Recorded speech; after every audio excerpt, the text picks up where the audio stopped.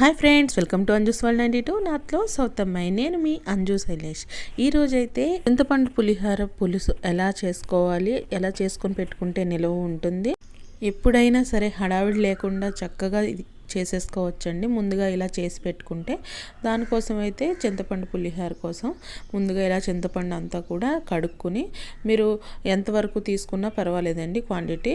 అంటే మీకు అది ఎంత మీరు చేస్తారు, మీకు ఎంత రైస్ వేసుకుంటారో అంతా మీ మీ మీద ఆధారపడి ఉంటుంది. కాబట్టి నేనైతే కొంచెం తీసుకున్నానండి, ఒక పావు కిలో వరకు తీసుకున్నాను.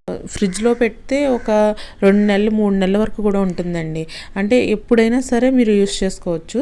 దానికోసం అయితే ముందుగా అది పూర్తిగా కడిగేసుకుని తర్వాత వేడి నీళ్ళు పెట్టి ఒక 3 గంటల సేపు నానబెట్టుకోవాలండి. వేడి నీళ్ళు పోసేసిన తర్వాత కదపకుండా ఇంకా అలా ఉంచేస్తే ఏంటంటే మొత్తం అంతా పొంగిపోయినట్టు అవుతుంది అనమాట. చింతపండు అంతా కూడా దానికి పట్టిన గుజ్జు అంతా కూడా మనం ఇలా పిసికేసుకుని చక్కగా ఇలా జల్లెడ్ల దాంట్లో వేసేసుకొని రసం అంతా కూడా తీసేయాలన్నమాట. గుజ్జు మనం ఎక్కువ నీళ్లు పోసేస్తే అది చింతపండు మరగడానికి టైం చాలా పడుతుందండి.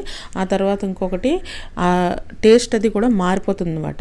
అలా కాకుండా చూడండి, నేను చూపిస్తున్నాను కదా, ఇలా మొత్తం గుజ్జంతా కూడా తీసేసుకొని అది మనకి ఇంకా దాని చింతపండుకి గుజ్జు ఉండిపోతుంది కాబట్టి కొంచెం కొంచెంగా వాటర్ వేసుకోవాలండి. ఎక్కువ వాటర్ వేసుకోకూడదు.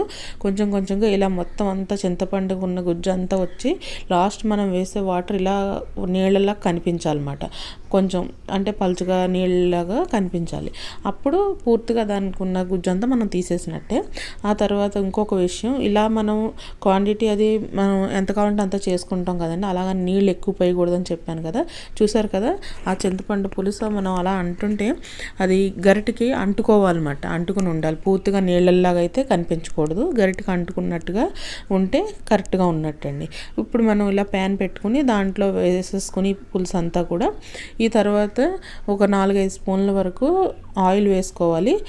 కొంచెం ఒక 5 స్పూన్ల వరకు సాల్ట్, తర్వాత పసుపు, ఒక 2 స్పూన్ల పసుపు, ఒక నిమ్మకాయ చెక్కంతా బెల్లం వేసుకోవాలండి. బెల్లం వేసుకుంటే ఏంటంటే చాలా మంచి టేస్ట్ వస్తుందండి. చింతపండు పులుపుకి అది కొంచెం అంటే పుల్లగా కొంచెం తీయగా అలా అనిపిస్తుంది అనమాట.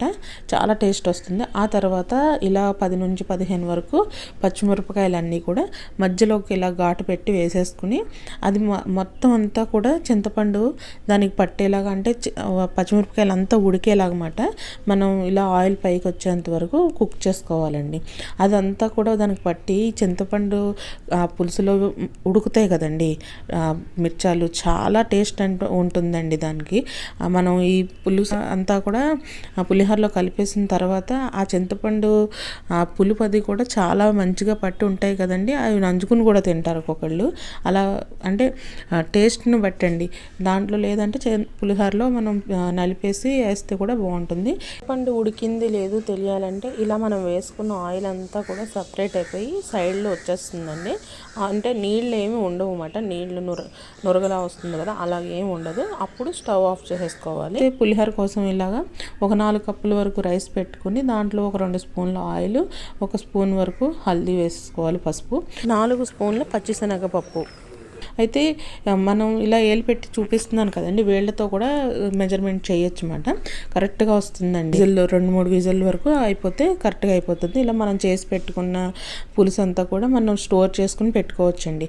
ఎంత కావాలంటే అంత చూసుకొని కలుపుకోవచ్చు అన్నమాట. అందుకే అన్నానండి, మీకు ఇష్టం వచ్చినంత పులుసు అంతా కూడా కలిపేసి మనం పెట్టుకోవచ్చు. అది ఏంటంటే రెడీగా పెట్టుకుంటే ఎంత క్వాంటిటీలో అయినా సరే మీరు చక్కగా కలిపేసుకోవచ్చండి. చూసారు కదా, ఇలా రైస్లో అయితే మనకు కావాల్సినంత పులుసు కలిపేసిన తర్వాత ఇగోండి చెప్పాను కదా నేను, ఇలా మిర్చాలు కూడా మనం చిదిమినట్టు చేస్తే చాలా మంచి టేస్ట్ వస్తుంది అన్నమాట దానికి. అయితే పోపు కోసం ఇలాగా వేరుశనగ గుళ్ళు, మినప్పప్పు, శనగపప్పు, కొంచెం జీలకర్ర, ఆవాలు కొంచెం ఎక్కువ క్వాంటిటీలో వేసుకుంటే బాగుంటుందండి పులిహోరకి, తెలుసు కదా. ఆ తర్వాత ఎండుమిరపకాయలు, కరివేపాకు. కానీ ఆయిల్ వేసుకునేటప్పుడు చూసి వేసుకోవాలండి. ఎందుకంటే మనం దీంట్లో వేసాము, రైస్లో వేసాము, పులుసులో కూడా వేసాము కాబట్టి చూసుకుని. ఫస్ట్ వేసేటప్పుడు వేరుశనగ గుళ్ళు వేసుకుని ఒక 5 మినిట్స్ అలా వేగించిన తర్వాత సిమ్లో పెట్టి వేయించాలండి.